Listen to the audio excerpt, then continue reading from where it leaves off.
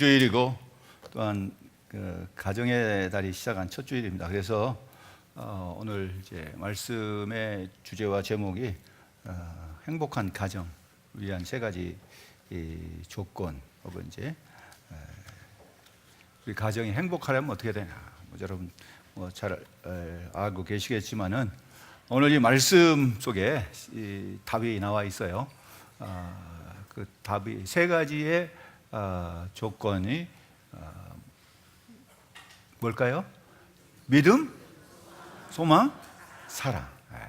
여러분 가정에 믿음과 소망과 사랑이 있는가?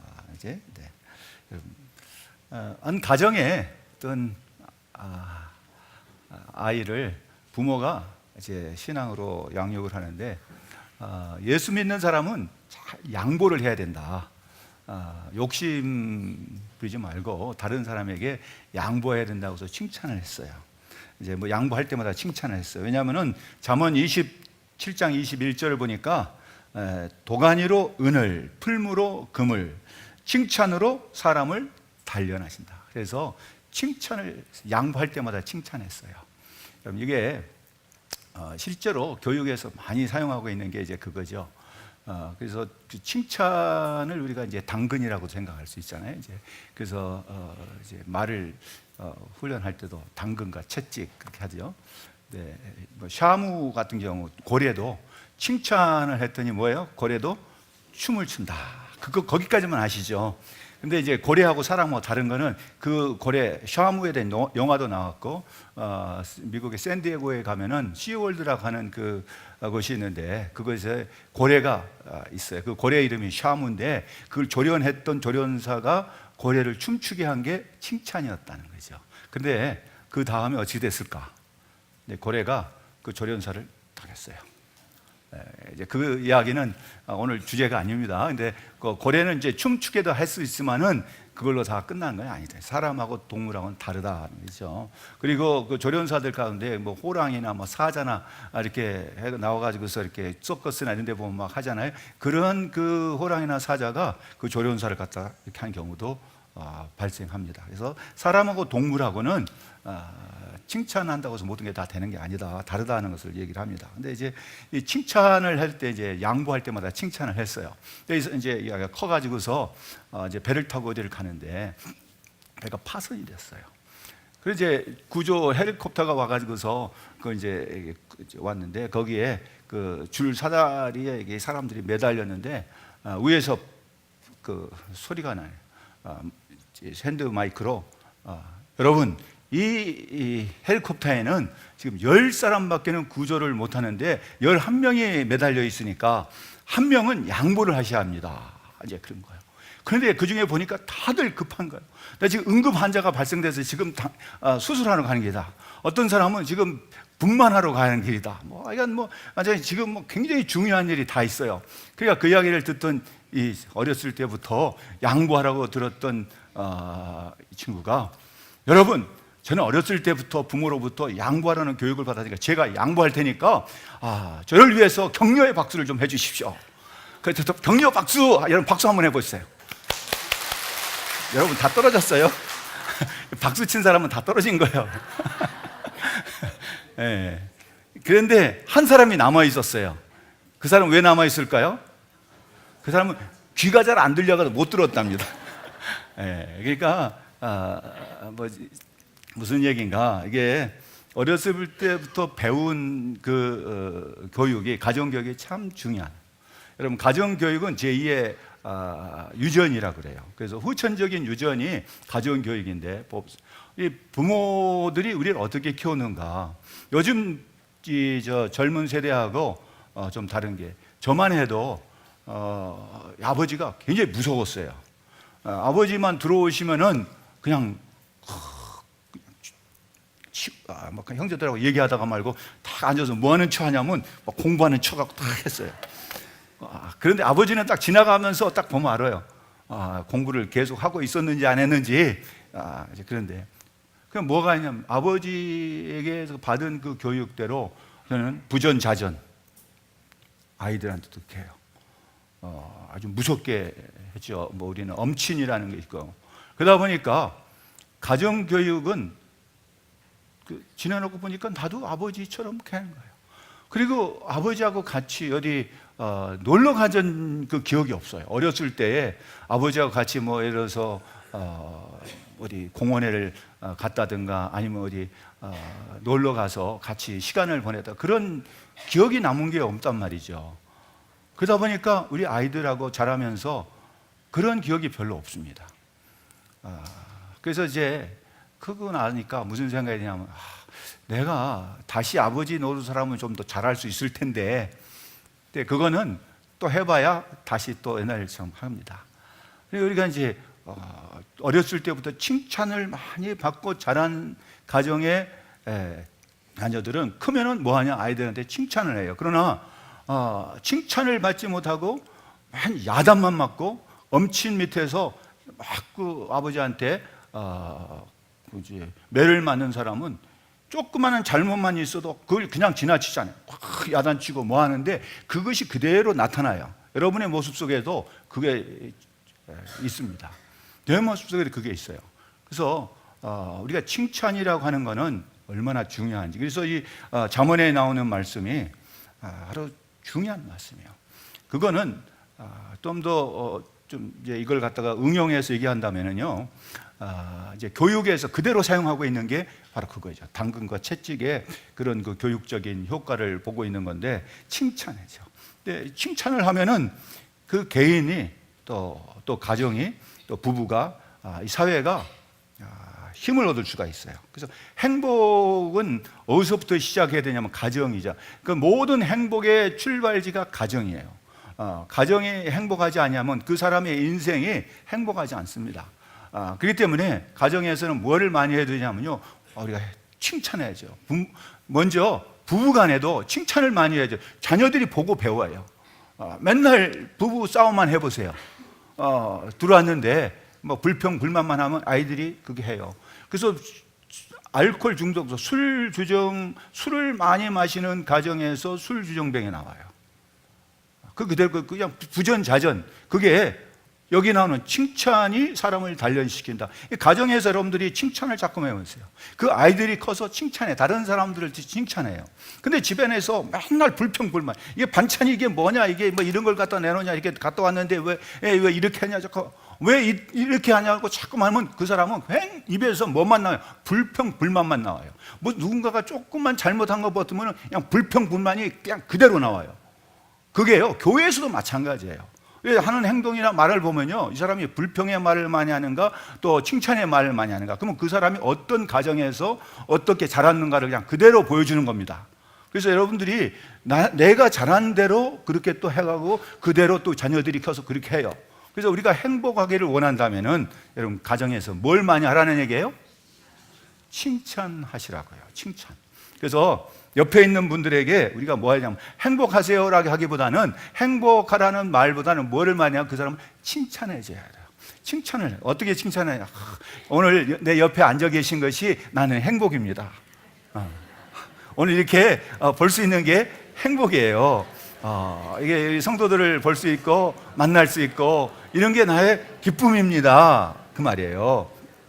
자, 여러분 이것처럼 왜 이게 참 중요하냐? 이 사회가요, 지금 보세요. 지금 그냥 문제가 되고 있는 게요, 운전하다가 지금 뭐 사회적인 문제가 되고 있는 게 뭐 보복 운전, 뭐 이제는 뭐 형사 입건 무슨 뭐 처벌까지 나가는 것이 다 그 마음 속에 불평분만이 가득 차 있는 것이 그게 이제 나오는 거예요. 가정에서부터 그런 걸 갖다가 어떻게 해소할 수 있는 것이 아니고 칭찬받지 않고 맨날 억눌려 있던 사람들이기 때문에 그게 나옵니다. 그래서 이것이 또 교회로 오면은요, 그 사람들이 교회로 오면 교회에서 이것이 폭발돼요. 그래서 이런 것들이 우리가 어떻게 해소가 돼야 될까? 이렇게 가정이 행복하려면은 우리의 심령 한번 잘 보자고. 그래서 저는 질문을 하나 하겠어요. 여러분들이 지금 오늘 이 시점에서 어제 혹은 그 이전, 지금부터 한 뭐 몇 년 전에, 10년 전에 젊었을 때, 그때보다 오늘이 더 행복합니까? 아니면 그때가 더 행복합니까? 어떤 데가 행복해요? 어떤 사람은 지금이 좋다 그러는 사람이 있어요. 근데 어떤 사람은 그때가 좋다는 사람이 있어요. 그렇다면은 여러분 지금 이 시점에서 오늘보다 내일 혹은 10년 후가 내 모습이 더 행복할 것이라고 믿는 사람, 그렇게 행복하다고 생각하고 사는 사람. 행복하십시오. 혼자만 손 들었어요. 근데 우리가 지금보다 더 행복하기를 누구든지 다 원해요. 근데 행복하기를 원한다고 해서 행복은 누구에게나 찾아온 것은 결코 아니라는 거예요. 여러분, 행복은 누구나 원하지만은 누구나 가질 수 있는 건 아닙니다. 그래서 우리가 행복해지려면 세 가지 요소, 그게 뭐가 필요하다고 그랬어요? 믿음, 소망, 사랑이 필요하다는 거예요. 그래서 첫 번째로 보면은 왜 이게 사도 바울이 고린도 교회에다가 편지하면서 이런 말씀을 했을까? 여러분, 고린도 전서를 짧게 얘기하면은 뭐라고 얘기해요? 창세기는 창, 그 다음에 출애굽기는 출. 그런데 고린도 전서는 뭐라고 그럽니까? 고전. 그래서 사도 바울이 고린도 교회에서 고전했다 그래서 고전이에요. 그런데 이 고린도 전서 13장은 무슨 장입니까? 일명 그걸 가리켜서 사랑장이라고 그래요. 13장은 몇 절로 되어 있어요? 13절로 되어 있는데 13절에 나오는 단어, 가장 중요한 이 세 가지는 항상 있을 건데 그 중에 제일은 사랑이라 그랬어요. 13절에 사랑, 사랑 애자를 갖다 한문을 쓰면 몇 획입니까? 그죠? 여러분 계산할 것도 없어요. 13장 13절 그러니까 뭐예요? 몇 획이에요? 13획이에요. 그런 거 아닌가 한번 세보세요. 근데 왜 이런 말씀 했냐면은 당시에 이 고린도라는 도시는 굉장히 이 문화적으로 또 사회적으로 발달된 그런 첨단의 그런 도시였어요. 지금 같으면은 헬라의 그 범신론이 아주 유행했던 시대고, 헬라의 그 범신론이라는 건 모든 게 다 신이라고 보니까, 그러다 보니까 또 그들의 그 신앙적인 또 뭐 신앙적이라는 게 그 신전이 지금도 그 고린도에 가면은 뭐 제우스 신이라든가 뭐 아폴로 신이라든가 무슨 이제 올림픽 했던 그런 무슨 그런 신전들이 곳곳에 있어요. 그런데 그 신전을 지을 때 얼마나 또 화려하게 지었느냐 하면은 그 당시에 최고의 그 화려한 건축 양식이, 여러분 고등학교 때 그 세계사 같은 데 보면 나오는데 그 양식을 뭐라 하냐면은 코린트식이라고 그래요. 고린도에서 그 발달된 건축 양식을 가르쳐서 코린트식이라는데 그거 보면 그만큼 문화가 발달됐어요. 근데 그것만이 아니라 그 항구 도시다 보니까 세계 각국에서 들어오는 그 문화와 이 종교와 이런 것들 속에서 항구 도시는 우리나라도 어디든지 가면은 항구 도시에는 뭐가 많냐면요, 여자들이 많아요. 항구 도시에는 쉽게 말하자면은 매춘들이 많아요. 그 도시가 상당히 성적으로 타락해 있었던 도시고, 로마 제국의 멸망의 원인 중에 하나가 바로 그런 거예요. 그러다 보면서 뭐가 되냐면 가정이 막 파괴됩니다. 가정이 파괴되는 것은 이혼이나 그거보다는 오히려 가정의 질서가 자꾸만 무너진 거예요.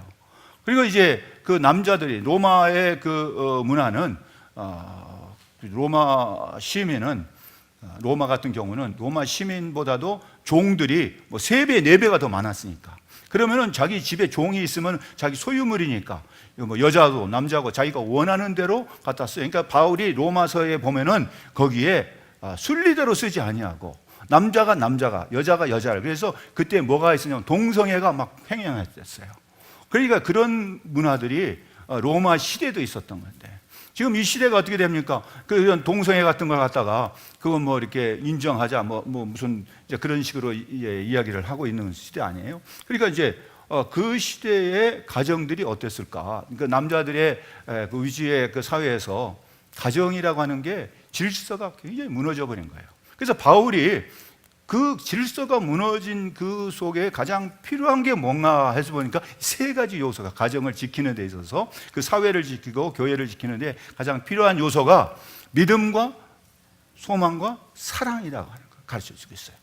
그래서 오늘 이 믿음이 필요하다 하는 이제 갤럽이라고 하는 청년이 1935년에 심리학을 공부하고 나서 이 사회의 어떤 현상이나 사람들의 심리를 이제 그 조사하고 분석하기 위해서 연구소를 차렸는데 그게 이제 미국 여론 연구소입니다. 일명 갤럽 여론 이제 연구소라고 할 수 있는데 그 만들어서 이제 조사를 많이 했어요.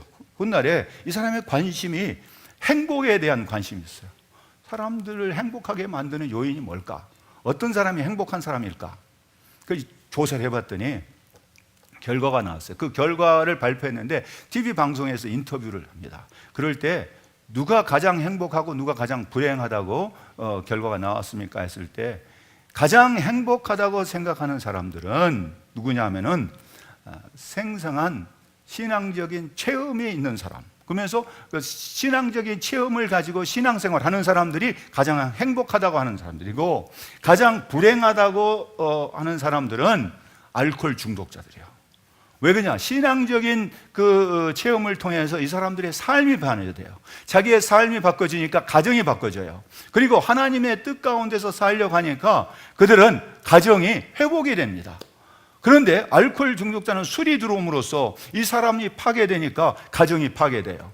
그리고 알코올 중독자들은 자기 혼자만의 문제에서 끝나는 게 아니라 가정에 끝나는 게 아니라 사회적인 문제가 되죠. 그래서 이 알코올 중독자의 가장 불행한 사람이다라고 얘기를 했어요. 그래서 우리는 이걸 보면은 고린도 교회에 또 문제들이 바로 그러한 문제들이었거든요.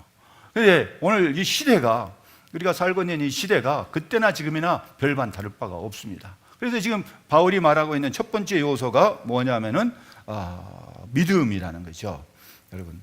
근데 여러분 믿음은 우리가 어떻게 이해를 해야 될까요? 여러분 믿음이라고 하는 거는요, 여기서 말하는 믿음, 소망, 사랑이라는 거는요, 이런 것처럼 이렇게 딱 보여지거나 가질 수 있는 것처럼 그런 게 아니에요. 여러분 믿음이 있습니까? 그 믿음 있어요? 아멘 한다고 해서 믿음이 있는 거예요? 예수님께서 그랬잖아요. 믿음이 적은 자들아. 어떨 때는 믿음 사이즈를 얘기해요. 그 크기, 뭐 어떤 분량, 그렇게 겨자씨만한 믿음만 있어도 뭐 그런 표현 하잖아요. 왜 이렇게 의심하느냐? 그래서 믿음의 반대의 말은 여러분 뭘까요? 안 믿음이 아니고요. 믿음의 반대는 안 믿음이 아니고 뭐냐? 저는 의심이라고 봐요. 의심이 바로 믿음의 반대적인 개념이에요. 왜 그러냐면 믿음을 훼손시키는 게 의심이거든요. 마귀는 에덴 동산에서 어떻게 들어왔냐면 의심을 심어줬어요. 찾아와 가지고서 선악과 먹지 말라고 했는데 의심 심어주니까 딱 그 아주 효과가 직방으로 나타난 게 그 의심이에요. 뭐라고 합니까? 창세기 3장 3절을 보면은 앞서서 정령 죽는다 그랬는데 그걸 3장에 가서는 바꿔요. 그래가지고서 죽을까 하노라. 그랬더니 또 그 마귀가, 사탄이 그럽니다. 안 죽는다, 죽지 아니한다. 그러니까 그러고서 보니까 먹음직도 보암직도 있으니까 먹었어요. 의심이 들어가면요, 이 의심이라고 하는 것은 잡초 중에 가장 강력한 잡초, 생명력이 뭐 어디든지 떨어지면 잘 자라는 게, 여러분 저는 다른 거는 식물학은 잘 모르지만은 돌아다니면서 보니까 민들레는 이게 홀씨가 어디 날아가면 어디든지 떨어지면 막 나더라고요. 뭐 건물 틈새기 길 어디 조그만 틈새기만 있으면은 거기에 씨가 떨어지면은 민들레가 나는 거예요. 그거보다 더 강력한 이 자생력을 갖고 있는 게 뭐냐면은 의심이에요. 의심이란 게 딱 들어오면은 그 사람 마음 속에 뭐가 무너지기 시작하면 믿음이 금가기 시작해요. 믿음이 점점 힘을 약해. 그 잡초밭이, 그 마음에 믿음으로 차있던 그 마음밭이 전부 다 뭘로 뒤집어지냐면요, 잡초로, 의심으로 뒤집어져요. 여러분 잡초는요 번식력이 굉장히 강해요. 잔디밭에 이게 잡초가 하나 들어오면요, 크로바, 세이크로바, 네이크로바, 크로바는요 굉장히 번식력이 해서 잔디를 갖다 완전히 죽여버려요. 그러니까 크로바가 들어오면 돌아가신 어머니를 보면요, 옛날에 그 잔디밭에 가서 뭐 하냐면 크로바 끄집어내요. 왜? 그게 하면 잔디가 다 죽어버리니까.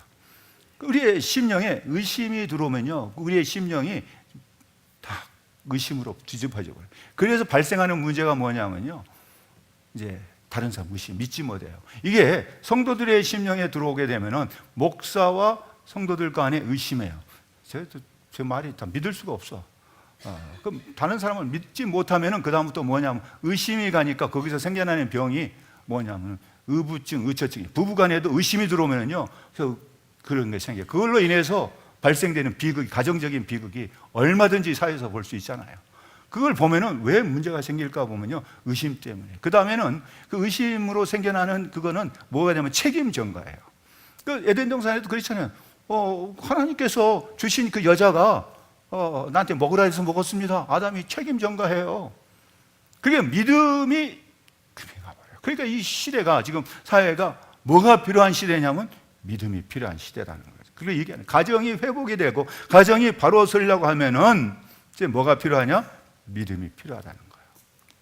여러분의 가정에 정말 믿음으로 굳건한 반석에 서는 가정들이 되시기를 주의 이름으로 축복합니다. 네. 미국의 그 이야기를 참고하겠습니다. 네, 미국 대통령을 평가하는 몇 가지 기준이 있어요. 이 사람이 얼마나 훌륭한 대통령이냐 뭐냐 할 때 평가하는 기준이 첫 번째가 뭐냐면요, 그 가문을 봅니다. 우리나라도 가문을 보는데 미국도 가문을 봐요. 그 다음에는 그 사람의 출신 학교, 그 사람 학벌이 어떤가 그것도 봐요. 세 번째는 이 사람의 경제력을 봅니다. 네 번째로는 그 부인의 인격과 지성을 봅니다. 근데 여기에 가장 부합한 사람이 그 대통령이 누굴까요? 이 조건에 가장 잘 맞는 대통령이 존 F 케네디예요. 그 부인 오나시스 뭐 결혼했지만 제크리는 얼마나 또 존경을 받았어요? 그런가 하면은요, 여기에 가장 부적합한 사람, 이런 조건에 하나도 해당되지 않은 사람, 그 대통령은 누굴까요? 그 사람은 아브라함 링컨이에요. 아브라함 링컨은 그의 인생은 전부 실패한 인생이에요. 그런데 미국 사람들이 가장 존경하는 대통령을 꼽으라 하면은 서슴없이 누구를 꼽냐? 아브라함 링컨을 꼽아요. 왜 이런 훌륭한 모든 걸 갖추고 있는 케네디가 아닌 이 링컨을 꼽을까? 그리고 이 링컨은요, 미국의 이쪽 그 남부 쪽에 있는 켄터키는 아주 시골 같은데요. 그 켄터키 횟집에 해치고 뭐 포스터의 그 미국 그 동요 같은 거 보면 그 나오는 데가 켄터키 시골 같은데, 거기서도 시골에서 자랐던 이 정말 그야말로 촌놈 중에 촌놈이 누구냐면은 아브라함 링컨이에요. 그런데 켄터키 주에서 링컨을 이렇게 기념하는 게 아니라 그가 활동했던 무대는 어디냐면 일리노이 주예요. 오바마가 활동했던 시카고 그쪽에 주가 이제 일리노이 주인데, 그 일리노이 주에 미국의 그 주마다 특성이 있는데, 자동차 번호판에 보면은 자동차 번호판에 그 주의 그 어떤 특징을 갖다가 쓰는 게 있어요. 그 특징을 쓸 때 캘리포니아 같은 데는 골든 스테이트라고 그래요. 골든 스테이트라고 쓰기도 하고, 또 뭐 예를 들어서 그게 다 있거든요, 그 이름들이. 그런데 이제 서민우 집사는 일리노이에서 했으니까 일리노이 번호판에 있는 그거는 뭐라고 써져 있어? 그 기억 못 하겠어요?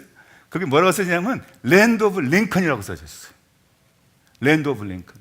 그 링컨이 거기서 태어나지도 않고 링컨 고향도 아닌데, 일리노이주에서 링컨이 활동했다 해서 일리노이주에서는 링컨의 명예를 지금까지도 그렇게 그 자동차 번호판에다가 붙이고 다닐 정도로 하고 있는 그런 거예요. 왜 그러냐? 그 이유를 지금 말씀드리려는 거예요.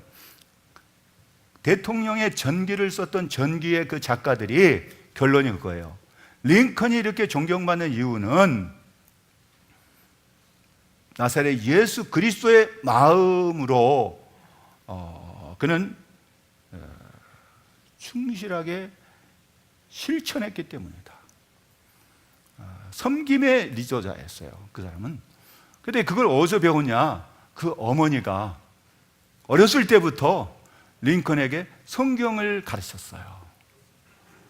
성경, 그래서 어머니가 그 가르쳤던 성경을 가지고 링컨이 대통령 선서할 때 그 성경 위에다가 손을 얹고 선서했고, 힘들고 어려울 때마다 그 성경을 펴놓고 읽으면서 하나님께 기도했던 믿음의 사람이었다는 거죠.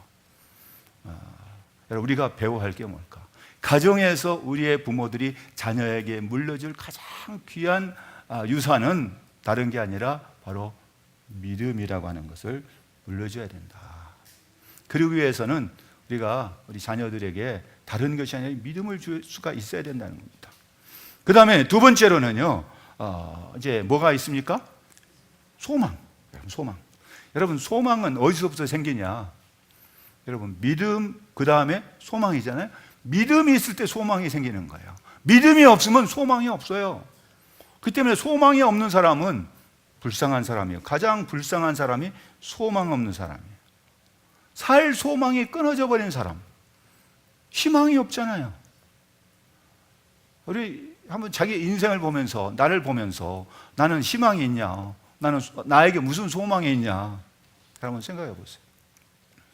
인생에서 가장 큰 불행이라면은 소망이 없는 거예요. 그래서 바울은 어느 때까지 떨어졌냐면 살 소망이 없다. 살 소망, 세상적으로 살 소망이 없는 상태까지 떨어진다 했어요. 여러분, 우리가 살면서 그럴 수 있어요. 그러나 믿음이 있으면은 우리에게 뭐가 생기냐? 소망이 생겨요. 믿음이 있기 때문에 이 소망이 생기는 거예요. 제가 이런 이야기 하면 또 아내가 화를 내고, 또 화를 내기보다는 부끄러울 것 같은데, 여러분, 제가 또 얘기합니다. 오늘 가정의 달이고 또 그렇기 때문에 저는 제가 몇 차례 얘기했잖아요. 다른 사람 같으면 몇 번 이혼했거나 이 자리에 없을 거라고. 왜냐하면 김포공항에서 처음 만나고 그 다음에 열흘째 되는 날 결혼식을 했으니까 한번 생각해 보세요. 그리고 저는 미국에서 10년 동안 뭐 이것저것 다 가지고 야생마처럼 자랐고 그걸 배웠는데, 아내는 온실에서 자라는 꽃처럼 해다가 학교, 집, CCC, 교회 뭐 다니는 데가 딱 정해져 있어요. 그러니 뭐 어디 무슨 뭐 알아야지. 예를 들어서 뭐 어떤 클럽에 가자, 뭐 그런 데 가봤어야지. 그리고 뭐 저는 이제 나름대로 뭘 갖다 배워놨으니까 배운 대로 뭐 예를 들어서 이제 뭘 같이 해보고 싶은데 할 줄을 모르는 거예요. 그러니까 재미가 있겠습니까? 재미없죠. 저는 안 맞으니까. 그러니까 뭐 그냥. 그런데 그것만이 아니에요. 살면서 생각하는 게 다르고 문화가 다르고 모든 게 다르다 보니까요, 다른 것 때문에 충돌할 때가 많거든요. 그래서 도저히 같이 살기가 힘들더라고요. 그래서 저는 그런 얘기를 수없이 했어요. 같이 살다가 힘들면은 헤어지자. 그런데 아버지가 편지할 때 차종유리는 앞으로 목사 될 사람이다. 그러니까 이제 저를 보니까 제가 목사가 안 되면 전혀 소망이 없을 것 같아. 그래서 저를 위해서 그때 뭐 하냐? 기도한 거예요. 그럼 기도를 할 때, 기도는요, 누가 할 수 있냐? 믿음이 있는 사람이 기도합니다. 믿음 없으면요, 기도도 안 나와요. 근데 우리가 믿음의 기도는 그렇게 얘기했어요. 믿음의 기도는 병든 자를 치료하는 거예요. 내가 병들었잖아요. 내 영혼이 병들었는데 기도한 거예요. 근데 저는 그 표현을 어떻게 하냐면은 제 마음이 얼음장과 같았어요. 근데 얼음을 깰 때는 어떻게 깨야 되냐? 망치로 두들겨 패면요, 잘못하면 그 망치를 들고 쳐다 내가 맞아요. 근데 어떻게 해야 되냐? 내가 힘들고 어렵지만 그 얼음을 녹여야 돼요. 그러면 얼음을 뭐 해야 돼요? 내가 품어야 되는 거예요. 그래서 박혜숙이는 저를 얼음 같은 나를 품으니라고 얼마나 힘들었을까? 맞죠? 네, 여러분. 근데 그게 결국은 승리예요. 그래서 믿음의 승리. 그러다 보니까 뭐가 생기냐면 소망이 생기게 된 거예요. 그래서 저는 자신 있게 한 게, 나의 나된 것은 첫째는 하나님의 은혜지만은 두 번째는 박예숙이의 은혜다. 아멘입니까? 여러분, 그런데 아멘 안 해도 돼요. 예. 그래서 무슨 얘기냐면 소망이 없으면 우리는 끝났다는 얘기예요. 여러분, 가정이, 부부가 끝나는 이유가 뭐 소망이 없기 때문에 끝나는 거예요. 믿음이 없으면 소망도 생기지 않아요. 그렇기 때문에 믿음의 가정, 여러분 우리가 자녀들한테 이거 물려줘야 돼요. 우리 자녀들이 그걸 배워야 되고 봐야 된단 말이죠. 네, 소망이 얼마나 중요한가. 또 하나의 예를 또 들어볼게요. 누구 하는 흑인 가정에 서 있었던 일인데, 그 어머니가 오랜 투병 생활을 하다가 이제 마지막 때가 됐습니다. 그래서 12살 난 아들을 불렀어요. 그 아들 손을 잡고, 아들, 너에게 내가 물려줄 수 있는 것은 아무것도 없다. 그러나 내가 살다가 힘들고 괴롭고 어려운 일이 많다 할지라도 하나님을 믿는 믿음을 버리지 말고 또 주님을 사랑하면서 기도하면은 소망이 생겨. 꼭 기억해. 알았지? 하고서 돌아가셨어. 그런데 1년 후에 아버지도 돌아가셨어요.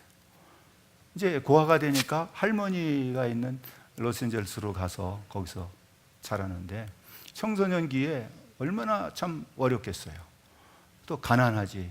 그때만 해도 인종차별이 있을 때니까 인종차별, 가난과 이런 것도 해서 하루에도 수십 번씩 자기의 인생을 막 한탄하고 잘못된 길로 갈 수 있었던 그 랄프가 끝까지 인내하면서 어머니의 그 말씀을 떠오른 거예요. 믿음으로 기도하면서 소망 중에 내가 하나님을 사랑하면서 살아야 되겠다. 그래서 그 사람이 결국은 하버드 대학에서 박사학위까지 받았어요. 그리고 지금 유엔이 되기 전에 국제연합이라고 했는데, 국제연합에 들어서 일을 해서 팔레스타인 그 분쟁이 그때도 있었던 것 같아요. 그 문제를 그 조정하는 공로인에서 1950년에 흑인 최초의 노벨 평화상을 받은 랄프 번치라고 하는 그 사람, 그가 커서 노벨 평화상까지 받았어. 뿐만 아니라 그 후에 케네디 대통령으로부터 국민들이 존경하는 자유의 상을 그에게 또 받았어요. 그 상황을 보면은 전혀 이런 사람이 되리라고 상상할 수가 없었던, 그 상황만 보면은, 그 사람이 처한 그 상황을 보면은 그냥 다 포기해 버릴 수 있는 거예요. 그게 뭐였어요? 이 사람한테는 믿음으로 생겨난 소망이 있었다는 거죠.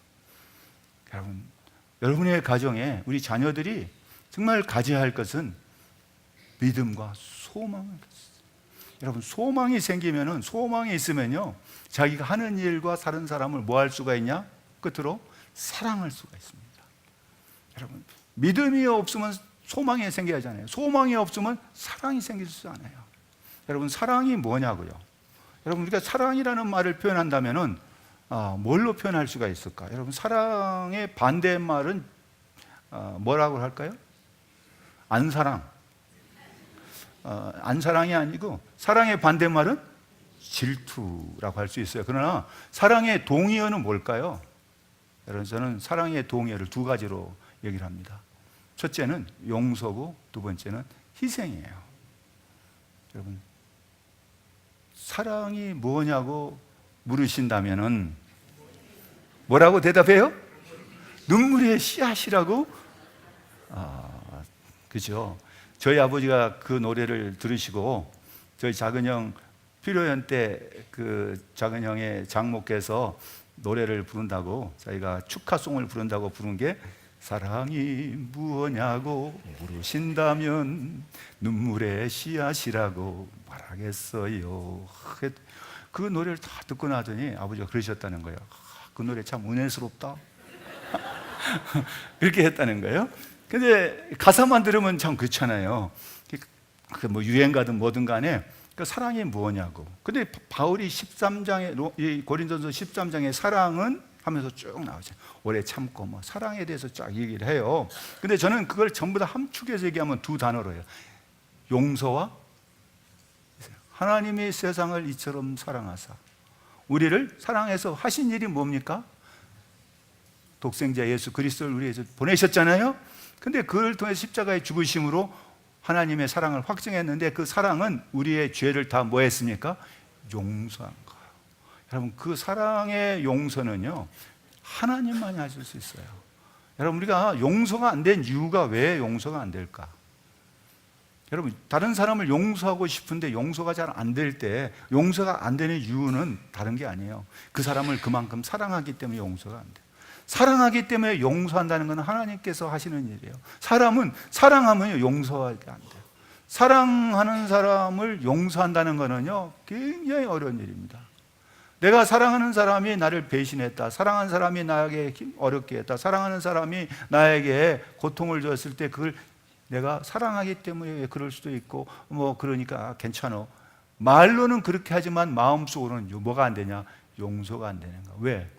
사랑의 농도만큼 용서가 잘 안 되는 겁니다.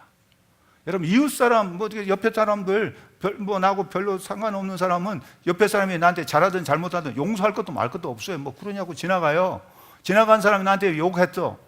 그럼 그냥 지나갑니다. 그 용서도 말 그게 그 사람한테는 해당이 안 돼요.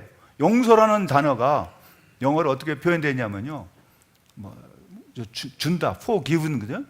뭘 위해서 준다 그 말이죠. 나를 준다는 거예요. 그러니까 가장 중요한 주는 것은 희생이에요. 나의 것을 희생하지 않고는 용서할 수가 없어요. 내 것을 주는 것이 없이는 사랑한다고 말할 수 없어요. 근데 뭘 주느냐면요, 이 사랑은 나의 가장 귀한 것을 주는 거예요. 하나님께서 가장 귀한 그 독생자 예수 그리스도를 우리한테 주신 것이 그 사랑을 이 세상에 어떤 것과도 비교할 수 없는 그런 사랑이잖아요. 근데 바울이 행복한 가정, 행복한 인생이 되려면은 우리에게 뭐가 있어야 되냐? 사랑이다. 사랑. 여러분, 사랑이라는 걸 다른 말로 많이 우리가 설명할 수 있고, 그거에 대해서 뭐 많은 책도 나오고 시도 나오고 뭐 작품도 있지만 그게 아니에요. 그런 걸 가지고 다 아무리 해도 정말 내가 사랑하는 사람을 용서하고 그 사람한테 나의 귀한 것을 주지 않는다면은 그건 진정한 사랑이 아니라는 거죠. 그래서 예수님께서 친구를 위해 자기 목숨을 버리는 것보다 이에 더 큰 사랑이 없다. 여러분, 그럴 수가 있을까? 근데 예수님은 나는 이제 너희를 종이라 하지 않고 친구로 하리라 했어요. 그래서 예수님의 그 사랑보다 더 큰 사랑은 없어요. 근데 우리가 그 사랑을 받았으면은 이제 우리는 그 사랑의 모습을 조금이라도 흉내라도 내야 될 거 아니에요. 여러분, 우리의 삶 속에서 그 사랑한다면 사랑의 요구사항이 무엇과 뭐라고요? 사랑이 요구하는 것은 용서예요. 용서에는 내가 뭐가 따르냐?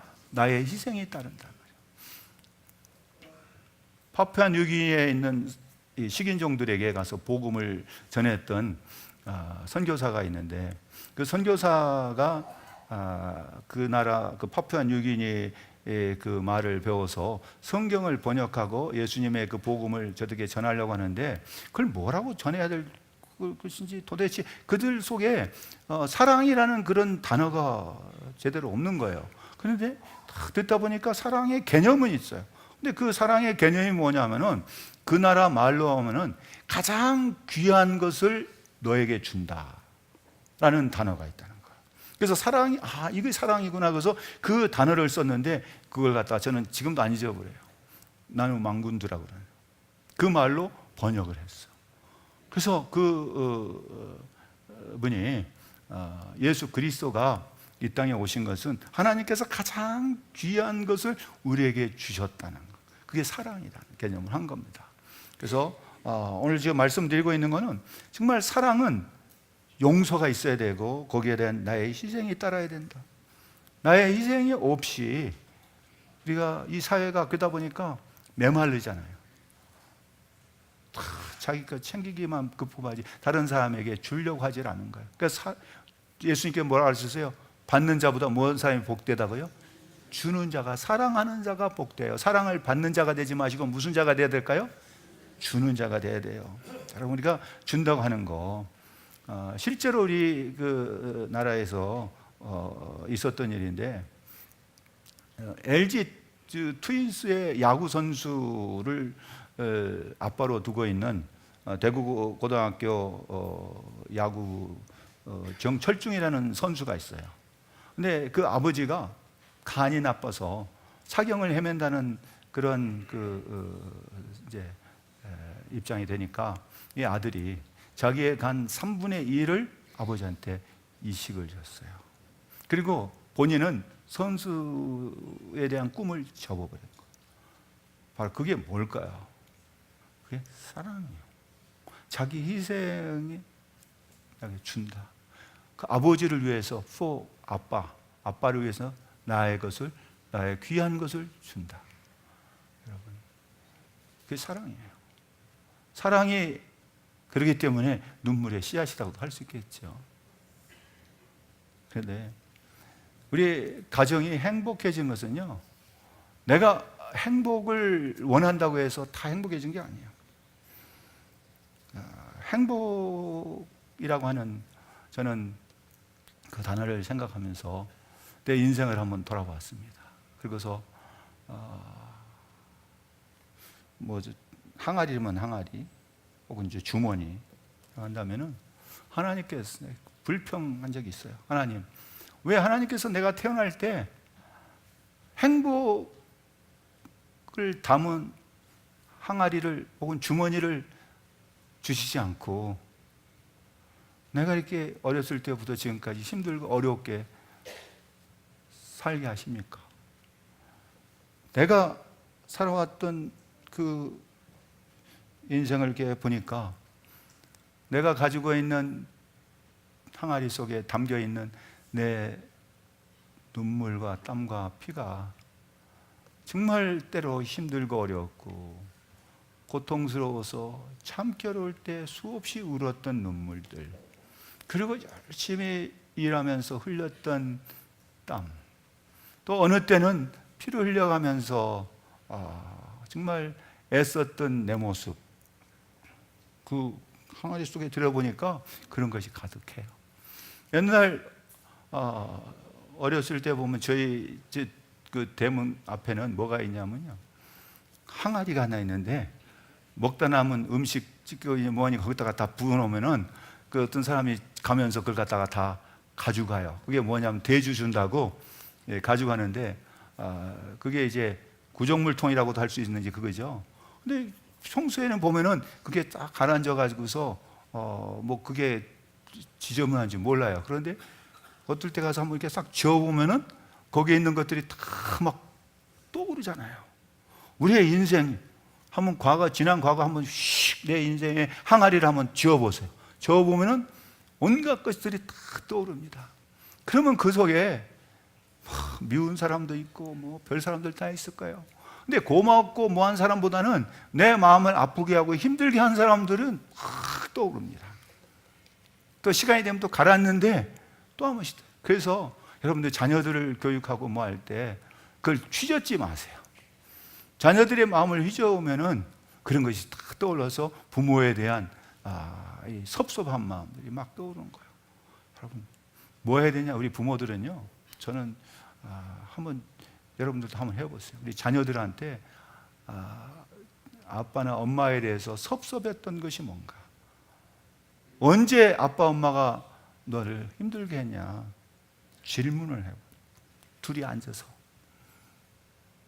그러면은 마음을 터놓고 얘기하다 보면은 아빠 이럴 때 나는 참 힘들었어. 엄마 나 이럴 때가 힘들었어. 그럴 때 저는 아들 손을 잡고 아들 미안하다. 내가 참 잘못했다. 그때는 아빠가 화가 나서 나도 모르는 새에 그랬던 것 같아. 그 아빠를 용서해라. 아빠가 너 마음을 아프게 했던 거 정말 미안하고 잘못했다. 그 아들의 눈에서 닭똥 같은 눈물이 툭툭툭 떨어집니다. 그럴 때 껴안고 같이 기도했어요. 여러분, 그 상한 마음이 치유가 돼야 됩니다. 우리 자녀들의 상한 마음이 치유가 돼야 돼요. 나로 인해서 받은 상처, 그것이 있으면은 그 자녀들은 그걸 대물림해요. 그게 치유돼야 돼요. 가정의 달을 맞이해서 여러분 가셔서 정말 그게 필요합니다. 그래서 우리의 인생의 항아리에 이제 우리가 담아야 할 게 뭐냐? 저는 이런 말 합니다. 하나님께서 우리에게 각자에게 다 뭘 줬냐면요, 주머니 항아리에 줬는데 그 항아리의 이름이 행복이라고 하는 항아리를 줬어요. 근데 그거에 담는 거는 내가 담아야 돼. 근데 거기다 뭘 담아야 되냐면은 내 믿음의 수고가, 내가 하나님을 믿는 믿음을 가지고 내가 수고해야 돼요. 내가 열심히 땀을 흘려야 돼요. 거기에 믿음의 땀을 담아야 돼요. 또 그 믿음이 있음으로써 소망이 생겼어. 과거에 내 삶에 소망이 없는데 새로운 소망이 생기니까 감격해요. 하나님, 내 삶을 이렇게 소망이 있는 삶으로 바꿔주시니 감사합니다 하면서 눈물을 담아요. 그리고 나의 가장 귀한 것을 주는 사랑을 하다 보니까 무엇까지 줘야 되냐면 나의 신체 일부라도 떼어줘야 되는 피 흘림이 필요해요. 그를 담을 때 나의 눈물과 나의 땀과 나의 피, 믿음과 소망과 사랑을 담을 때 그 항아리에 담겨 있는 것은 어느새 나도 모르는 사이에 행복이라고 하는 것이 떠오르게 되더라고요. 하나님께서는 나에게 행복을 담아서 준 건 아니에요. 그거를 내가 담도록 하셨어요. 행복은 저절로 찾아온 게 아니고 가정의 평화나 인생의 기쁨은 내가 얼마만큼 믿음을 가지고 땀을 흘리고 소망의 눈물을 흘리고 사랑의 피를 담느냐에 따라서 여러분의 인생의 행복이 좌우됩니다. 우리 사랑하는 성도들의 심령에 정말 하나님이 주시는 정말 아름다운 행복의 모습이 발견되고 여러분의 삶이 행복해지기를 주의 이름으로 축복합니다. 기도합시다. 하나님 감사합니다. 우리의 인생 지금까지 이곳까지 오게 하셨는데 우리 하나님이여, 우리의 인생이 지금보다도 앞으로의 날들이 더욱더 행복한 날이 되게 하여 주시옵소서. 이곳까지 인도하신 에베네zer 하나님께서 우리의 가야 할 남은 인생이 더욱더 주님 보시기에 아름다운 행복한 인생 될 줄로 믿고 우리 성도들의 심령마다 주님이 주시는 정말 귀한 은혜로 채워지게 하여 주옵소서. 예수님의 이름으로 기도합니다. 아멘. 우리 다 같이 일어나서